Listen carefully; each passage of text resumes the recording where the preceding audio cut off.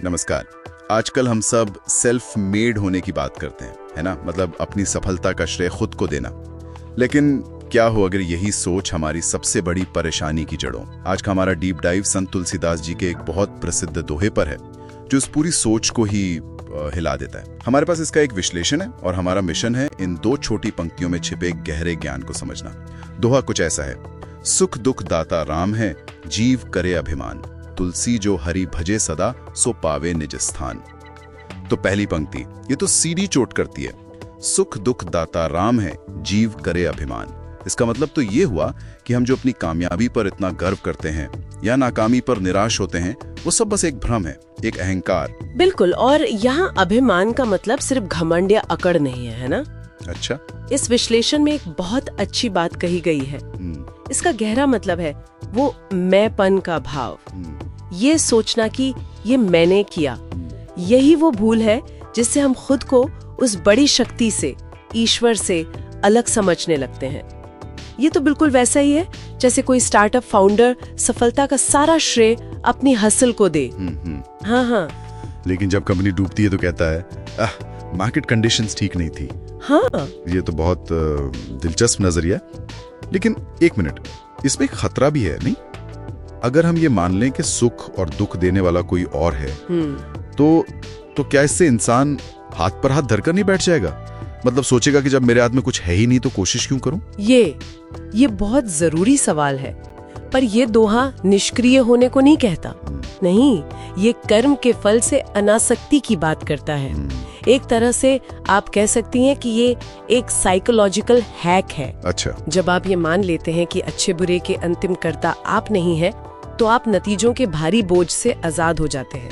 आप बस अपना काम करते हैं, बिना सफलता के अहंकार और असफलता के डिप्रेशन के। मतलब आप प्रक्रिया पर ध्यान देते हैं, परिणाम पर नहीं। सही बात है। अच्छा, तो ये निष्क्रियता नहीं बल्कि नतीजों के बोझ से आजादी है। तो फिर जाहिर है तुलसीदास जी ने दूसरी पंक्ति में इसका कोई हल भी दिया होगा। तुलसी जो हरि भजय सदा, सो पावे निज स्थान। भक्ति की बात तो समझ आती है, पर ये निज स्थान क्या है? मतलब कोई असल जगह? हमारे पास जो जानकारी है वो बताती है कि निज स्थान का शाब्दिक अर्थ है अपनी जगह। लेकिन इसका जो दार्शनिक अर्थ है वो है मोक्ष, या कह लें परम शांति। इसे ऐसे समझिए, जैसे एक लहर समुद्र में उछलती है और एक पल के लिए खुद को समुद्र से अलग समझती है। हाँ। उसका निज स्थान तो वापस उसी समुद्र में मिल जाना है। उसी तरह जब जीव का मैंपन, उसका अहंकार भक्ति के जरिए उस परम चेतना में मिल जाता है, तो उसे अपना निज स्थान मिल जाता है। एक मिनट, इसका मतलब आप ये कह रही है कि तुलसीदास जी सदियों पहले उस चीज की बात कर गए जिसे आज हम लेटिंग गो या डिटैचमेंट कहते हैं। बिल्कुल। कि हमारा ये सोचना कि मैं ही सब कुछ कंट्रोल कर रहा हूँ सबसे बड़ी रुकावट है। ये तो आज की हसल कल्चर की सोच के बिल्कुल उल्टा है। कमाल की बात है ना? हाँ।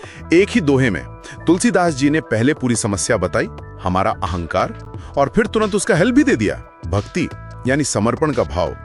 यह सिर्फ एक आध्यात्मिक उपदेश नहीं है, ये तो मानसिक स्वास्थ्य के लिए एक बहुत बड़ा सूत्र है। बोझ को अपने कंधों से उतारकर उस शक्ति को सौंप देना जिसके आप एक छोटे से अंश हैं। तो उसका सार यह है कि जीवन के उतार चढ़ाव को अपनी व्यक्तिगत सफलता या असफलता के तौर पर ना देखें, उन्हें एक बड़ी योजना का हिस्सा मानकर स्वीकार करें। और भक्ति उस स्वीकृति तक पहुंचने का एक माध्यम है। बिल्कुल। और ये एक बहुत गहरा सवाल छोड़ जाता है ना। स्रोत कहता है कि सुख और दुख दोनों का स्रोत एक ही है। तो सोचने वाली बात यह है कि क्या इंसान के लिए इन दोनों अवस्थाओं को एक ही भाव से, समभाव से स्वीकार करना संभव है? और अगर हाँ, तो रोजमर्रा की जिंदगी में उस स्वीकृति का स्वरूप कैसा होगा?